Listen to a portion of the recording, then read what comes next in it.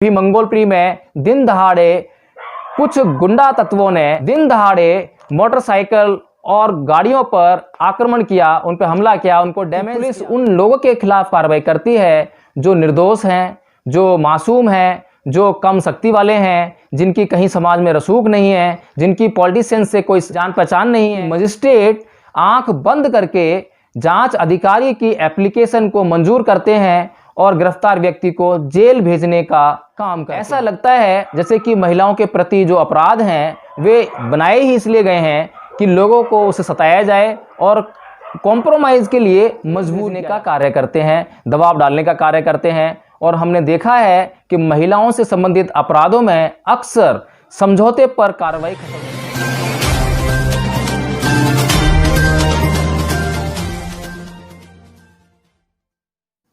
जय भीम, नमो बुद्धाय। साथियों, आज हम कानून के उस पहलू पर चर्चा करेंगे जो कि देश की जनता के लिए न्याय मिलेगा या नहीं मिलेगा, इस बात को तय करता है।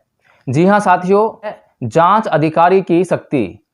पुलिस विभाग में जो जांच अधिकारी होता है, किसी भी केस में जब एफआईआर दर्ज हो जाती है तब उसके बाद वह एफआईआर और उसके तथ्य उस एक जांच अधिकारी को सौंप दिए जाते हैं ताकि वह उस केस की जांच करे, उसमें सबूत इकट्ठे करे और उन सबूतों का एक पुलंदा बनाकर वह कोर्ट के सामने पेश करे और कोर्ट उन सबूतों के आधार पर मुलजिम को सजा देने का काम करे। तो साथियों, यह शक्ति कब और कैसे प्रयोग में लाई जाती है, इस पर आज चर्चा करेंगे। मैं आपको बता दूं कि जांच अधिकारी की यह शक्तियां सीआरपीसी की धारा 154 से लेकर 176 तक वर्णित हैं। साथियों, 154 से लेकर 176 तक जब हम इन धाराओं को पढ़ेंगे और इनको समझने का प्रयास करेंगे तो हम यह भी समझ सकेंगे कि आईओ यानी कि जांच अधिकारी किस तरह से अपनी शक्तियों का दुरुपयोग करता है, जिसकी वजह से आज जनता में पुलिस के खिलाफ एक असंतोष व्याप्त है और जनता आज न्याय के लिए त्राहिमाम करती नजर आ रही है। जब जांच अधिकारी की जांच में त्रुटियां उत्पन्न हो जाती हैं या वह भ्रष्ट तरीके से उस केस की जांच करता है, तब न्यायालय भी न्याय न देने के लिए मजबूर हो जाता है। तो साथियों, हमने अक्सर देखा है कि आईओ यानी कि जांच अधिकारी की जो शक्तियां धारा 154 से लेकर धारा 176 सीआरपीसी में वर्णित हैं, वो इस प्रकार की हैं कि कोई भी न्यायालय इसमें दखल नहीं दे सकता। यानी कि जब उस जांच अधिकारी के हाथ में केस आता है, वह एफआईआर आ जाती है, तब उसकी उस जांच में कोई भी कोर्ट किसी भी स्तर पर कोई किसी भी प्रकार का दखल नहीं दे सकती है, सिवाय इस बात के कि वह उस जांच को रेगुलेट करे, समय समय पर उसको देखे, ताकि वह जो जांच है वह सही दिशा में चल सके।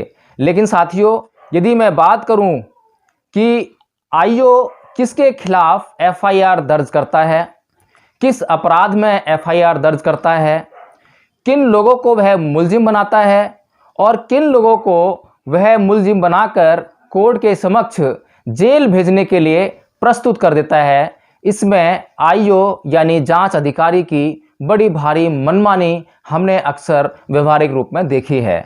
हमने अक्सर देखा है कि महिलाओं से संबंधित जो अपराध हैं, उन मामलों में तो आईओ और कंप्लेनेंट यानी शिकायतकर्ता महिला की इतनी ज़्यादा अधिक चलती है कि आईओ कई बार हमने महिलाओं के द्वारा झूठी शिकायत दर्ज कराए जाने पर या महिला शिकायतकर्ता के थाने में जाने पर और भ्रष्ट तरीके से आईओ के द्वारा उस तरीके से बयान दर्ज कर लेने पर उन लोगों को जेल के पीछे भेजने का काम आईओ बड़े ही भ्रष्ट तरीके से करता है, जिससे कि न्यायिक व्यवस्था चरमराने लगती है और जनता में न्यायिक व्यवस्था के प्रति असंतोष जाहिर होने लगता है। साथियों, जो प्रक्रिया भारतीय दंड प्रक्रिया संहिता में दर्ज है, उसमें कहीं भी यह नहीं है कि आईओ यानी जांच अधिकारी अपनी मनमानी तरीके से वह जांच प्रक्रिया को करेगा या वह किसी से पैसे या रिश्वत लेकर वह अपनी जांच को आगे बढ़ाएगा, या किसी के बयान तब लेगा जब उसकी मर्जी होगी या जब उसको रिश्वत दी जाएगी। लेकिन साथियों, अक्सर व्यवहारिक तौर पर हमने देखा है कि जांच अधिकारी सबसे पहले तो एफआईआर दर्ज नहीं करता है, क्योंकि साथियों हम जानते हैं कि एफआईआर दर्ज होने के कई मायने हैं। पहला मायना तो यह है कि एफआईआर दर्ज होते ही उस थाने की अपराध संख्या में वृद्धि हो जाती है। दूसरी बात यह है कि अपराध दर्ज होते ही जांच अधिकारियों के ऊपर, यानी थाना के जो उच्च अधिकारी हैं, उनके ऊपर एक जिम्मेदारी आ जाती है कि वे उस अपराध की जांच को अंतिम सिरे तक पहुंचाएं। तो साथियों, जैसे ही एफआईआर दर्ज होती है तो उसमें पुलिस के जो अधिकारी हैं उनके ऊपर बहुत सारा काम करने का भार आ जाता है। इसीलिए अक्सर देखा गया है कि पुलिस अधिकारी एफआईआर दर्ज नहीं करते या एफआईआर दर्ज करने में आनाकानी करते हैं। अक्सर हमने ऐसा भी देखा है कि मुलजिमों के द्वारा जब पुलिस की जेब गर्म कर दी जाती है तब भी पुलिस अधिकारी एफआईआर दर्ज नहीं करता है। हमने यह भी देखा है कि बड़े बड़े रसूख वाले या राजनीतिज्ञों के जब मामले आते हैं तो उनके खिलाफ भी एफआईआर दर्ज नहीं होती है। साथियों, हालांकि कानून में ऐसा कोई प्रावधान नहीं है। कानून एक ऐसे नैतिक जिम्मेदारी की बात करता है जिसमें कि आईओ को स्वतंत्र होकर निष्पक्ष रूप से कार्रवाई करनी चाहिए।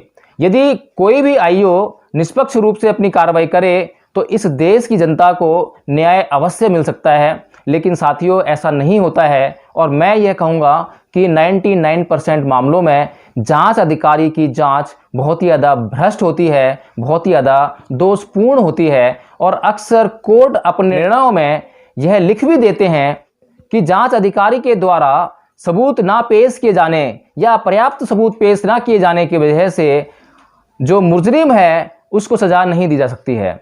साथ ही जैसा कि मैंने कहा कि सबसे अधिक महिलाओं के प्रति जो अपराध होते हैं उसमें अक्सर महिलाएं बहुत ज़्यादा मनमानी करती हैं और जो जांच अधिकारी है वह उन महिलाओं से मिलकर साठगांठ करके निर्दोष व्यक्तियों को अक्सर जेल भेजने का कार्य करते हैं, दबाव डालने का कार्य करते हैं। और हमने देखा है कि महिलाओं से संबंधित अपराधों में अक्सर समझौते पर कार्रवाई खत्म होती है, कभी भी उसमें सज़ा अधिकतर नहीं होती है। ऐसा लगता है जैसे कि महिलाओं के प्रति जो अपराध हैं वे बनाए ही इसलिए गए हैं कि लोगों को उसे सताया जाए और कॉम्प्रोमाइज़ के लिए मजबूर किया जा सके।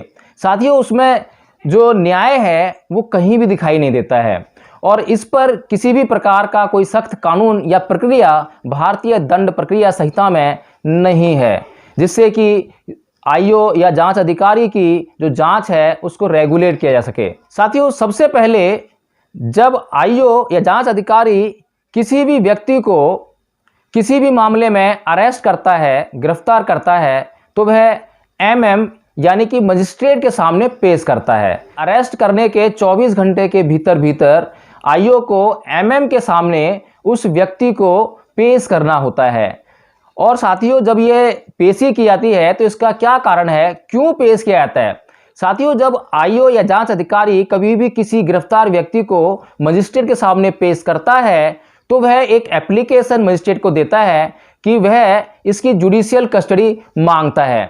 दो तरह की कस्टडी होती है साथियों, एक जुडिशियल कस्टडी होती है और एक पुलिस कस्टडी होती है, पीसी और जेसी। आप कभी भी कोर्ट में जाएं और कभी भी ऐसा मामला हो तो आप ये दो शब्द आईओ या जज के मुंह से सुनेंगे तो आप यह समझ जाएंगे कि पीसी का मतलब क्या है और जेसी का मतलब क्या है। तो साथियों, वह अक्सर पहले पीसी की डिमांड करता है कि उसे जांच करने के लिए या सबूतों को इकट्ठा करने के लिए उस व्यक्ति की पीसी चाहिए, यानी पुलिस कस्टडी चाहिए।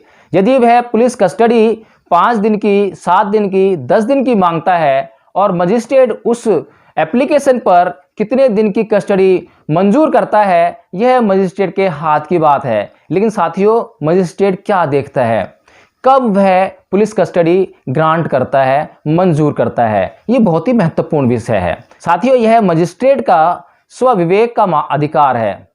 यह जो विवेक का अधिकार है ये बड़ा महत्वपूर्ण है। उसको अपना दिमाग इसमें अप्लाई करना होता है, अपना माइंड लगाकर तथ्यों की जांच करके, और जो आईओ की एप्लीकेशन है उस पर नज़र डालकर यह देखना होता है कि क्या वास्तव में जांच अधिकारी को सबूतों को इकट्ठा करने के लिए उस मुजरिम की पुलिस कस्टडी चाहिए, या उसको दबाव बनाने के लिए या उसको प्रताड़ित करने के लिए आईओ केवल औपचारिकता के लिए पुलिस कस्टडी मांग रहा है। तो साथियों, इसके बाद होती है जेसी, यानी कि जुडिशियल कस्टडी, यानी कि जेल भेजने के लिए जांच अधिकारी का प्रार्थना पत्र। साथियों, उस पर भी जो मजिस्ट्रेट है उसको यह देखना होता है कि क्या जांच अधिकारी की जो एप्लीकेशन है, प्रार्थना पत्र है, कि वह 14 दिन की जुडिशियल रिमांड मांगता है, यानी कि उसको 14 दिन के लिए जेल भेजना है।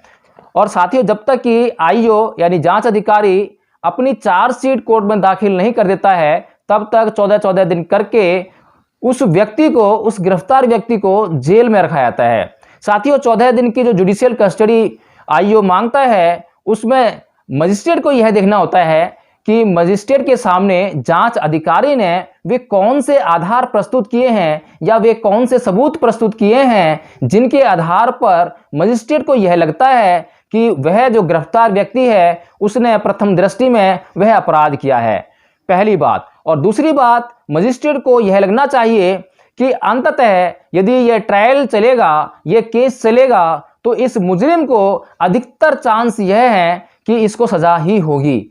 इन दो आधारों पर मजिस्ट्रेट किसी भी गिरफ्तार व्यक्ति को जेल भेजने का कार्य करता है। लेकिन साथियों, यदि मजिस्ट्रेट को यह लगता है कि पर्याप्त सबूत जांच अधिकारी ने मजिस्ट्रेट के सामने पेश नहीं किए हैं, या उसे यह लगता है कि अंततः इस केस में पुलिस को सफलता नहीं मिलेगी और उस अपराधी को इसमें सजा होने के कोई अवसर नहीं है, तो मजिस्ट्रेट उसको जमानत पर छोड़ सकता है या उसी वक्त उसका केस खत्म भी कर सकता है, उसको डिस्चार्ज कर सकता है। साथियों, यह मजिस्ट्रेट की पावर है, मजिस्ट्रेट का अधिकार है। लेकिन साथियों, अक्सर हमने देखा है 99.9% केसों में हम यह देखते हैं कि मजिस्ट्रेट आंख बंद करके जांच अधिकारी की एप्लीकेशन को मंजूर करते हैं और गिरफ्तार व्यक्ति को जेल भेजने का काम करते हैं। वे कभी भी जो वकीलों के द्वारा जरह की जाती है उस पर कभी भी ज़्यादा संज्ञान नहीं लेते हैं, ज़्यादा देखभाल नहीं करते हैं, जब तक कि कोई ऐसा वकील वहाँ पेश ना हो जिसका बहुत नाम हो, या जजों के साथ उसकी साठ गांठ हमने जैसा कि देखा है, अक्सर हमने देखा है कि कई वकीलों की उठक बैठक ऐसे जजों के साथ में होती है, तो उस गरिमा के अंतर्गत वह उस वकील को सुनने का काम करते हैं। आमतौर पर जो साधारण वकील होते हैं वे कितनी भी अच्छी बहस करें, कितनी भी अच्छे तरह से तथ्यों को रखें, लेकिन उनकी अर्जी पर अक्सर मजिस्ट्रेट सुनवाई नहीं करते हैं और प्रथम दृष्टि में थोड़ा सा दृष्टिपात करते ही फॉर्मेलिटीज़ को चेक करने के बाद वे व्यक्ति को जेल भेज देते हैं। तो साथियों, इस तरह से हम देखते हैं कि जहां कानून का यह सिद्धांत है कि भले ही 100 दोषी व्यक्तियों को सजा ना मिल सके, लेकिन किसी भी एक निर्दोष व्यक्ति को बिना बात के जेल नहीं जाना पड़े, उसको सजा नहीं मिलनी चाहिए। साथियों, यह कानून का सिद्धांत है। क्या जज या न्यायाधिकारी इस कानून के सिद्धांत का पालन करते हैं? क्या कभी इस बात पर गौर करते हैं? साथियों, सुप्रीम कोर्ट ने lily Thomas versus union of India में यह कहा था कि justice transcends all the barriers of law, rules, technicalities and procedures.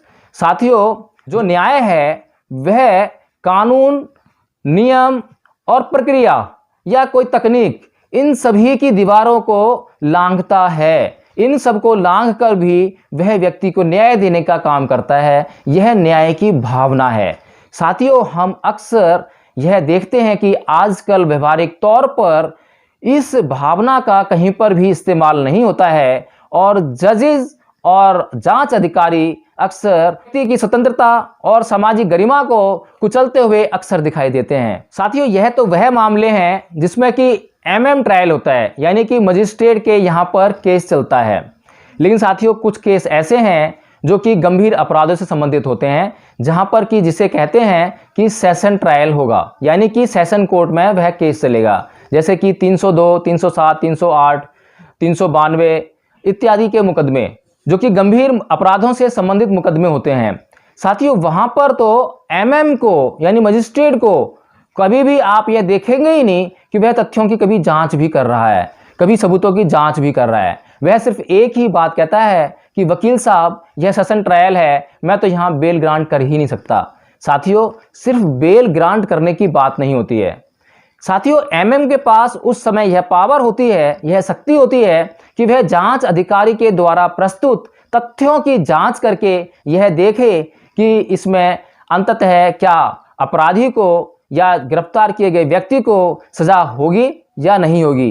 क्या प्रथम दृष्टि में वह अपराधी साबित होता है या नहीं होता है। क्या जांच अधिकारी ने व्यक्ति को गिरफ्तार करते समय पर्याप्त सबूत पेश किए हैं, पर्याप्त आधारों पर उस व्यक्ति को गिरफ्तार किया है। साथियों, यदि यह इस तरह से मामला नहीं बनता है तो मजिस्ट्रेट को यह शक्ति है कि वह उसी समय उस व्यक्ति को छोड़ दे और उस केस से उसको डिस्चार्ज कर दे। साथियों, हमने अक्सर देखा है कि पुलिस कभी भी अपराधियों के खिलाफ कार्रवाई करते हुए हमें दिखाई नहीं देती है, क्योंकि या तो पुलिस अपराधियों से डरती है, उनसे भय खाती है, या उनकी रसूख बहुत ऊंची होती है, या वे किन्हीं पॉलिटिशियंस के संपर्क में होते हैं, या वे बहुत ही ज़्यादा बड़ा चढ़ावा पुलिस को चढ़ा देते हैं।